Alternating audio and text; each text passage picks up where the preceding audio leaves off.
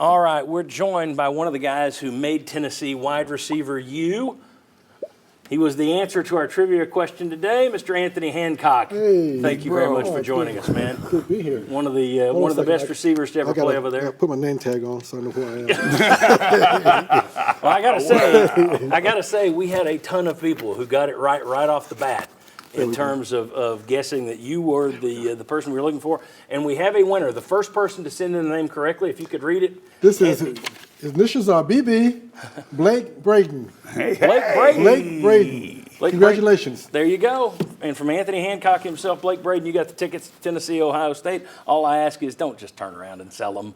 Then I'm really going to feel stupid for giving them away. All right, Blake, I'll be in touch with you via email after the show today, and we'll figure out how to get those tickets to you. And congratulations. And thanks to everybody for watching and playing today. The emails were massive. Thank you very much. Okay, now, I've got two guys here, one from Ohio, born in Cleveland, one born in Passaic, New Jersey. Yeah. This is going to be a cold weather game. I asked Ken Weathers, the 6 on your side chief meteorologist and an old friend of mine, to give us a very quick long-range forecast for the game at Saturday. Ken?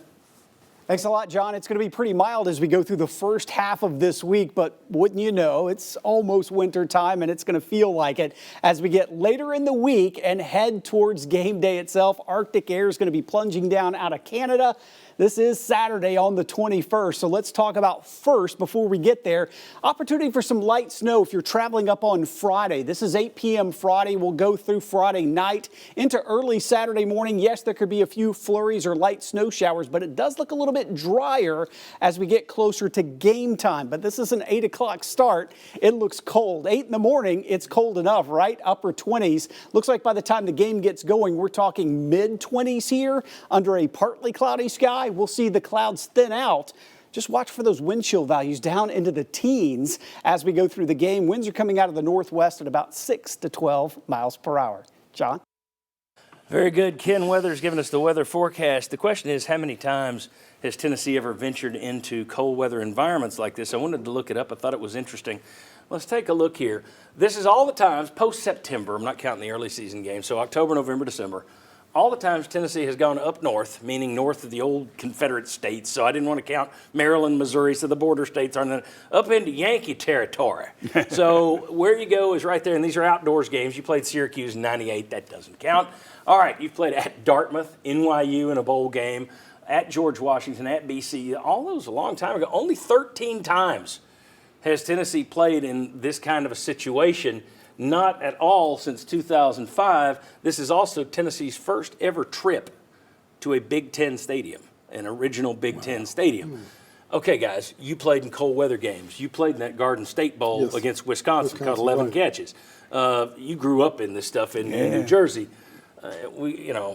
Cold's just a state of mind, blah, blah, blah, blah, blah.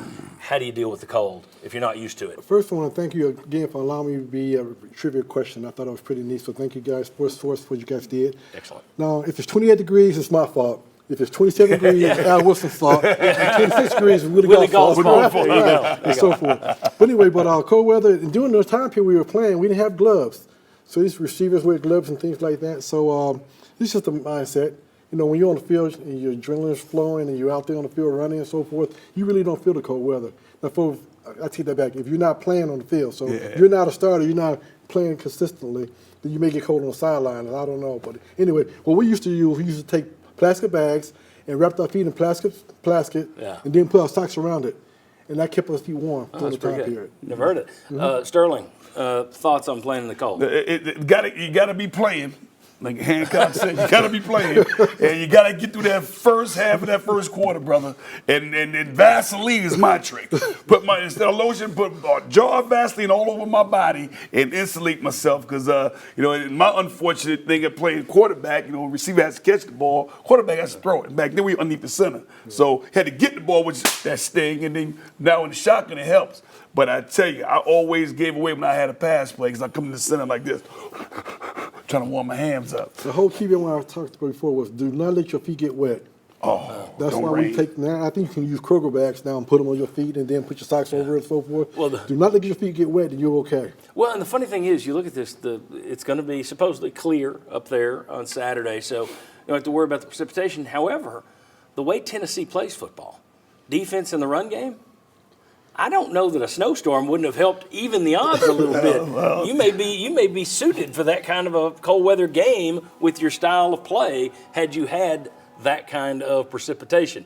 Isn't it advantage? Like, I'm a Patriots fan, and for years I would watch the Tennessee Titans come into the playoffs, and they'd say, there's nothing to the cold. Patriots put them away. And maybe it's Tom Brady. Maybe it was the fact it was -5 wind chill, and they're not used to it. You got one team in Ohio State that's used to it. Tennessee's not used to it. Is that a factor or no? Well, to me personally, you're playing Ohio State University, University of Tennessee, the Big Ten versus the SEC. And the players' excitement, they're not going to think about the cold weather. They're just going to play. Number one priority is winning the game. Yeah. And I think that they'll put their hearts and minds into it, and they'll be prepared. So the fires of passion will keep them warm. Definitely. My thing is now with all the technology they got now, these heat warmer benches Right, and yeah, all yeah, that stuff going on, it'll definitely help. It definitely help. But I've said it since day one because I come from the cold, and Hancock does also. The cold weather teams playing in the cold normally have the edge because weather does play a factor. And that's the same thing when they come down south in the summer. That's right. And they play in August. It plays a factor. Now, the key is you have to be able to take advantage of your edge fast because the other team be coming ready to play. And by the time you're ready to play, you don't even think about weather. Very good. Right. Gentlemen, hang out. We're going to do predictions next. We've gone through a 90-minute preview for you. When we come back, we're going to give you game predictions for Tennessee, Ohio State. Everybody you've seen today, sans Mark Pancratz. Everybody else is going to be here making a pick. So come on back on the Sports Source.